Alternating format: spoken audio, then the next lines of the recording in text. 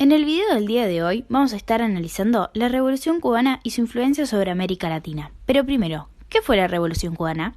La Revolución Cubana fue un movimiento izquierdista que defendía ideas nacionalistas y antiimperialistas ante el gobierno dictatorial de Fulgencio Batista iniciado a principios desde la década del 30.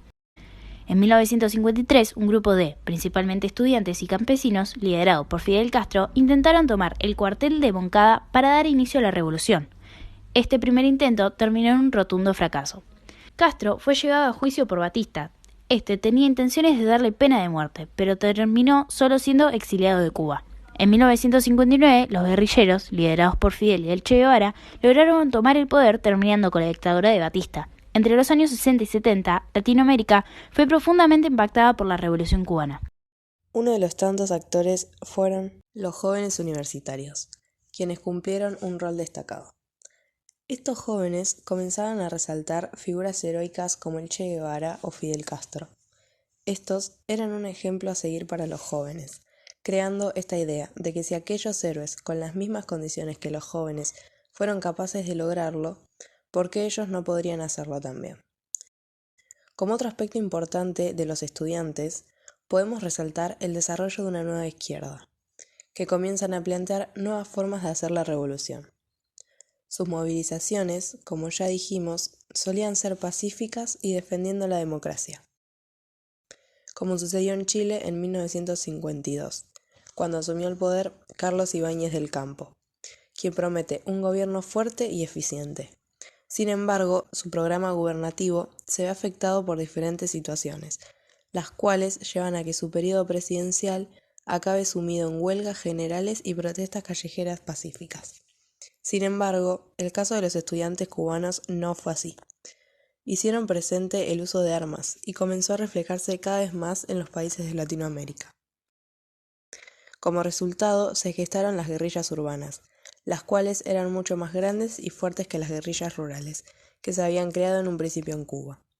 Como mencionamos, las guerrillas urbanas se caracterizaban por contar con mucha más gente y dispersarse por la ciudad, por lo que era más difícil poder acabar con cada movimiento.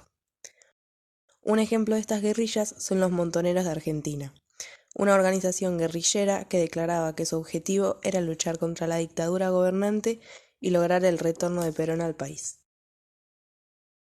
Otro actor importante, tanto dentro como fuera de las guerrillas, fue la Iglesia. Si bien entendemos a la Iglesia como una institución conservadora u otra forma de adoctrinamiento, a partir de las reformas de 1959 se dio pie a que se puedan dar nuevos debates. En el contexto de tensión entre la clase dominante y el pueblo, una parte de la Iglesia comienza a tomar otro rumbo. Los curas del tercer mundo comenzaron a acercarse cada vez más a los pobres. Para el año 1968, los curas del tercer mundo se comprometieron para la militancia de la Iglesia con las luchas de los pueblos. En algunos países, como Brasil, la Iglesia ya había organizado distintos movimientos sociales. En Argentina, jóvenes militantes católicos se sumaron al peronismo, y el movimiento de sacerdotes para el tercer mundo asumió el compromiso con los pobres y la necesidad de la militancia social y política. En algunos, continuando con su función sacerdotal, se vincularon con la organización de montoneros. El último actor, pero no menos importante, es Estados Unidos, que, como reacción a la situación de los países de Latinoamérica, implementa nuevas políticas para evitar, prevenir, alejarse de la revolución e ideas comunistas. En principio, buscaba hacerlo por medio de la democracia, cosa que no salió bien, ya que tuvieron 9 golpes de Estado en 5 años. Para esto se generaron 2 nuevas políticas. La Alianza para el Progreso, destinada a promover la transformación de las estructuras económicas y sociopolíticas mediante 2 reformas, la reforma fiscal, reducción de impuestos, y la reforma agraria, que fue una propuesta radical. Esta política fracasó, debido al alto número de capital que se necesitaba por las dimensiones territoriales, la alta tasa de natalidad, entre otros aspectos. Y la segunda reforma, la doctrina de seguridad nacional. Fue una política más accesible monetariamente y más efectiva. Destinaron a las Fuerzas Armadas hacia América Latina, custodiando las fronteras ideológicas de un enemigo interno, el comunismo.